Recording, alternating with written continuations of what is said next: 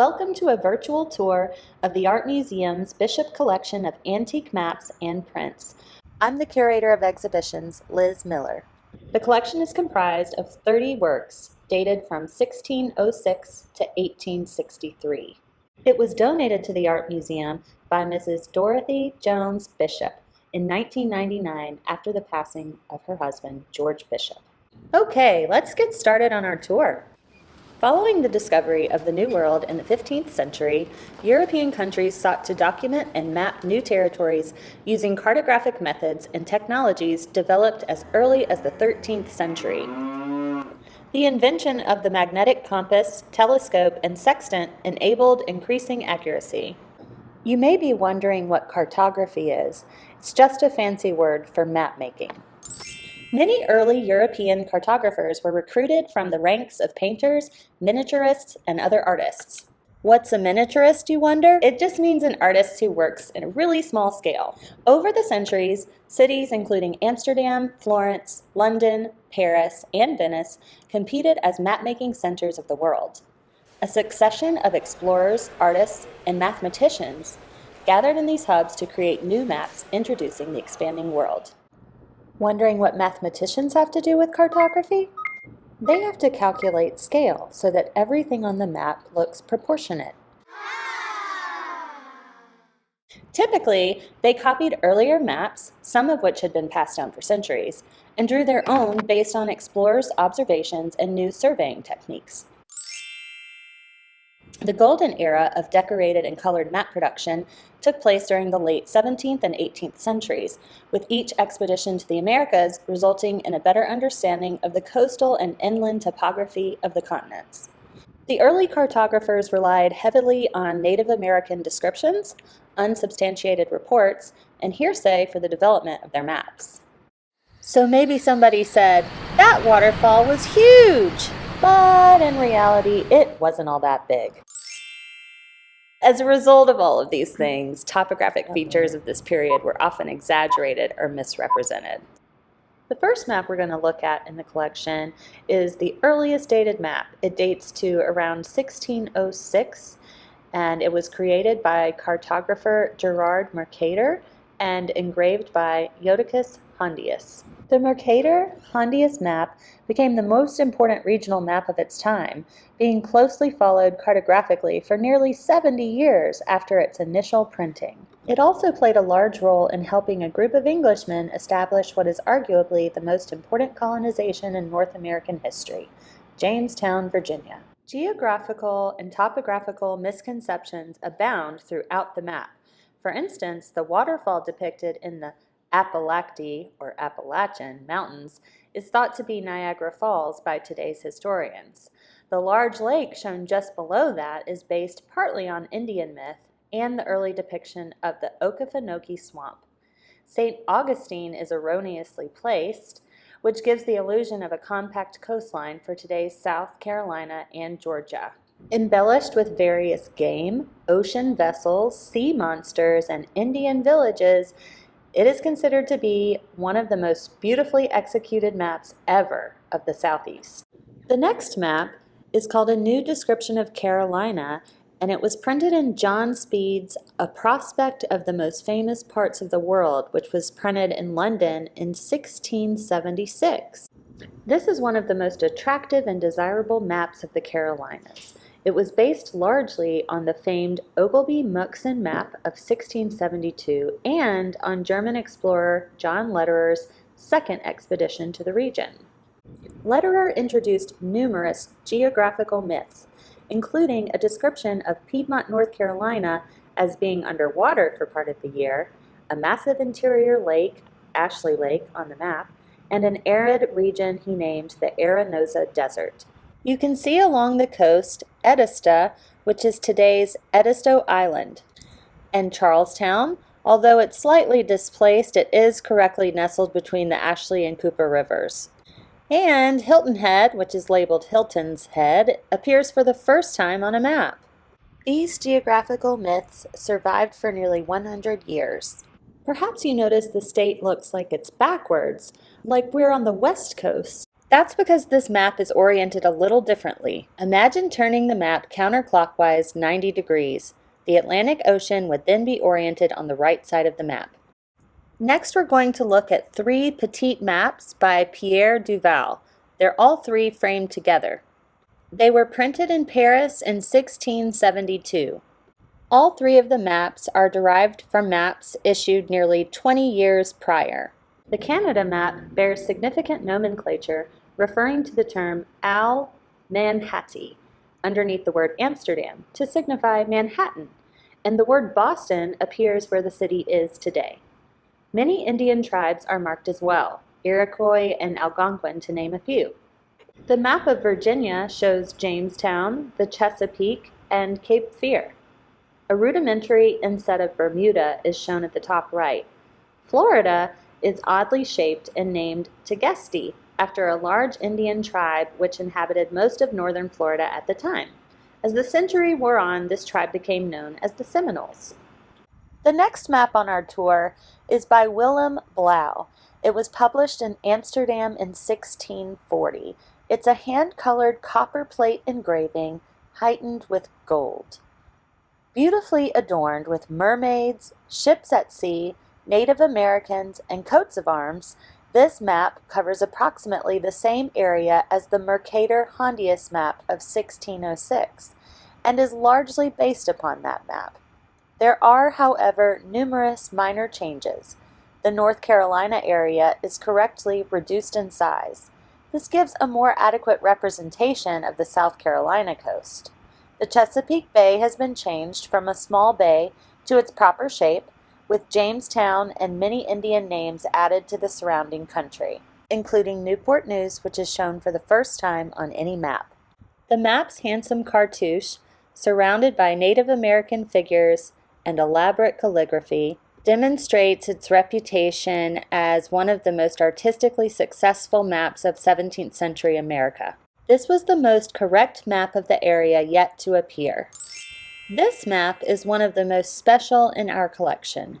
It was made by Mark Catesby and published in his Natural History of the Carolinas, Florida, and the Bahama Islands, published in London in 1731 and 32. The subscribers to Catesby's celebrated Natural History received this map bound into their volumes, illustrating the area with which Catesby dealt in his famous work illustrating plants, animals, birds, fish, and insects of America. This scarce map, embellished with a seaweed and seashell-covered cartouche, is considered by many collectors to be one of the most highly prized maps of the colonial South. This next map was published in Nuremberg in 1746 by perhaps the most famous German map publisher of his time, Johann Baptist Homan. Highly sought after for his talents, he achieved greatness even during his lifetime. With such praise surrounding him, it was only fitting that he was appointed geographer to the emperor in 1715. This map depicts the Americas with its various political regions color-coded. The line of demarcation is accurately drawn, and a great deal of Western Europe and Western Africa is included. Indian tribes are identified throughout the map. In North America, California is shown in peninsular form. However, the Northwest region is still in doubt, ergo completely omitted. Homan maps, such as this one, are generally engraved with immense and fine detail. The cartouche is normally a story in itself, with volcanoes erupting, beautiful Native Americans, gold treasure spilling over, and lush tropical foliage. The Bishop collection of antique maps and historical prints is accompanied by a collection of steel engravings from the National Portrait Gallery of Eminent Americans, which was published in 1863 in New York.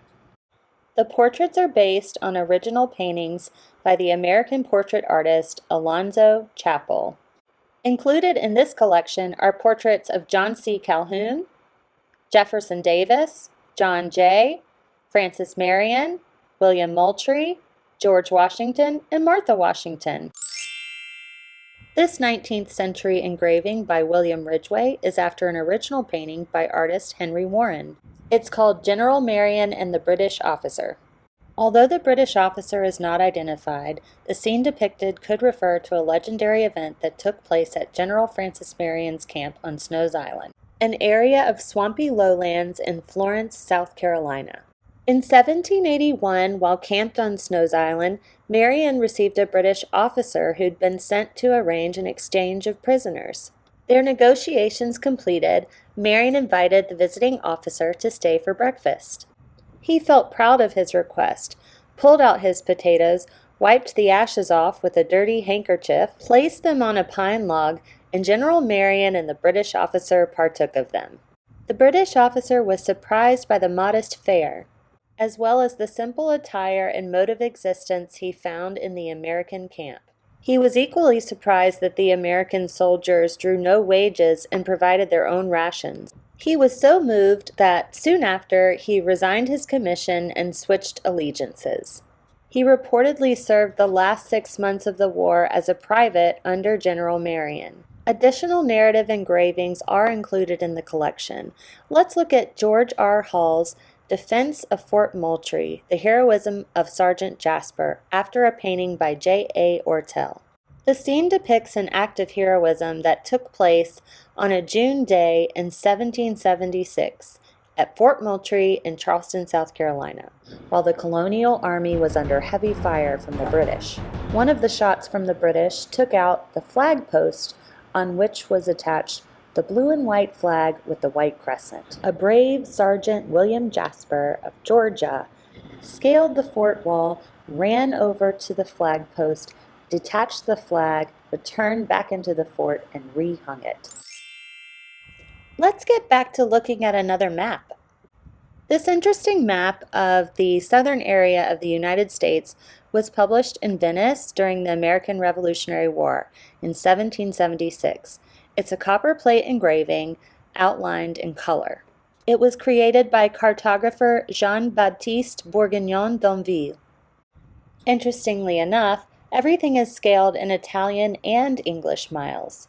The state of Florida is rather oddly shaped and shows no boundaries between the Carolinas. Various Indian tribes are located, among them the Cherokees and Catawbas. Note the Waccamaw River, although it's spelled a little bit differently, and the fact that the locations for the towns of Kingstown and Queensboro have been mistakenly switched. This next map was published almost 20 years after the previous map, in 1795 in London. Cartographer and engraver John Russell's Map of the Southern States of America is highly informative and addresses the southern states with much detail. The South Carolina coast is clearly defined with place names established and even used today. The Catawba Nation is delineated on the North and South Carolina border. Among other Indian tribes noted, the Chickasaws, Muskegees, and Creeks are shown to occupy much of the land in South Carolina and Georgia. A small township called Charlottesburg is shown just above the North Carolina border, that's Charlotte now, and Kingston, which is now Conway, South Carolina, is located near the Waccamaw River. Note that western expansion continues beyond Kentucky, where there are company names and army lands represented. An accurate map of North and South Carolina with their Indian frontiers was created by Henry Muzon Jr. with contributions from Robert Sayer and John Bennett. It was published in London in 1775. It's a copper plate engraving on 4 sheets that are joined together. For many years, this large map, printed on the eve of the American Revolution, was the basis on which maps of the 2 states were made. Muzon's objective for the map was to correct any inaccuracies from previous maps of the region and break the colony into subdivisions of counties, districts, parishes, and Native American land tracts. In an advertisement by Muzon appearing in a South Carolina newspaper on May 6, 1774, he defends the issue of the enormous size of the map, stating, "As in every map or plan, it is necessary for the eye to command the whole at one view, in order to form a just idea of the relation and connection between the parts, while at the same time it should be so large as to avoid the confusion occasioned by being too much crowded. Because of its detail and the fact that it was the most up-to-date map of the area at the time, it was used extensively by American, British, and French armies during the Revolutionary War. Our map of Horry District, South Carolina, was created by Robert Mills, the first native-born American architect. While other students of architecture were studying abroad and receiving a European education, Robert Mills stayed here in America and became a protege of none other than Thomas Jefferson. Mills designed many government buildings in Washington, D.C. He's perhaps most well known for the Washington Monument and the Smithsonian Institution of American Art. By 1822, he had accomplished the designs of all the major courthouses and jails in the state of South Carolina, including those in Georgetown and Horry counties. Mills' map of Horry District, South Carolina, was printed in his Atlas of the State of South Carolina in 1825. This was the first atlas of an American state.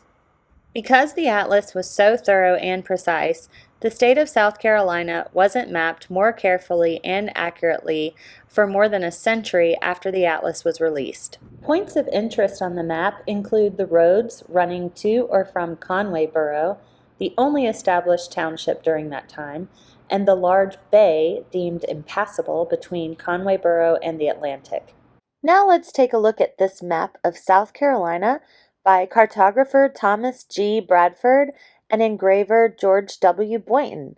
It was published in Boston between 1838 and 46 in Bradford's Illustrated Atlas of the United States and adjacent countries. This is a detailed map of South Carolina with individual counties defined by color. It is interesting to note that Murrell's Inlet is called Murray's Inlet, and Pawleys Island is shown as Butler's Inlet. North Inlet and North Island are still present today, home to Debbie Duke Colony. What was once the town of Kingston on previous maps is now noted as Conway Borough on the Waccamaw River. Harper's Weekly, a journal of civilization, was an American political magazine based in New York City from 1857 to 1916. The leading illustrated weekly of its time, it carried extensive coverage of the American Civil War. The museum's Bishop collection includes 5 engravings from Harper's Weekly. They are the Cabinet of the Confederate States at Montgomery, Fort Sumter seen from the rear at low water, firing on the Star of the West from the South Carolina Battery on Morris Island, a 10-inch Columbiad mounted as a mortar at Fort Sumter, and the bombardment of Fort Sumter by the batteries of the Confederate States. The bombardment of Fort Sumter actually started in the early hours of April 12, 1861, after years of sectional differences and months of high drama. Confederate gunners fired the first shots at Fort Sumter in the middle of Charleston Harbor. After 34 hours of bombardment, the fort's commander, Major Robert Anderson, surrendered. No casualties were reported. So I guess this guy's just completely tuckered out. This next Civil War era engraving is by William Ridgway. It's titled Of Charleston, South Carolina and Its Vicinity. The engraving pictures an aerial view of Charleston looking northeast from land bordering the Ashley River toward Mount Pleasant and the ocean, with the city on the left. The key located below the engraving identifies 16 locations in the area. This next map is definitely one of the most unique in our collection. It's of Charleston Harbor, and it's a hand-drawn manuscript map using pen and ink and a watercolor wash.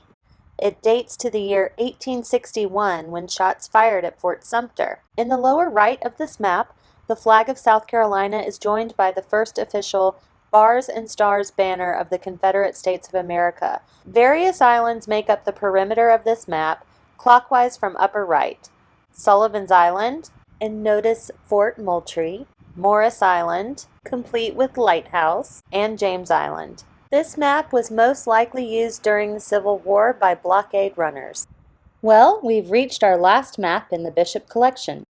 This map of North and South Carolina was published in New York in 1863 in Alvin Johnson's New Illustrated Family Atlas. The New Illustrated Family Atlas was popular in the 1860s. Americans were traveling in many different ways, by railroad, by roadway, by river, and by canal, and they could always count on the Family Atlas to help them plan their trip. The map shows 3 vignettes of differing terrains in the region, from the mountains to the beaches. So we see vignettes of Table Mountain and Chimney Rock in the Appalachian region, as well as a plan of the city of Charleston down by the coast. Notice how the counties are color-coded, much like the earlier map we looked at by Thomas G. Bradford of the state of South Carolina. Can you find Horry and Georgetown counties on the map? Were you right? Good job!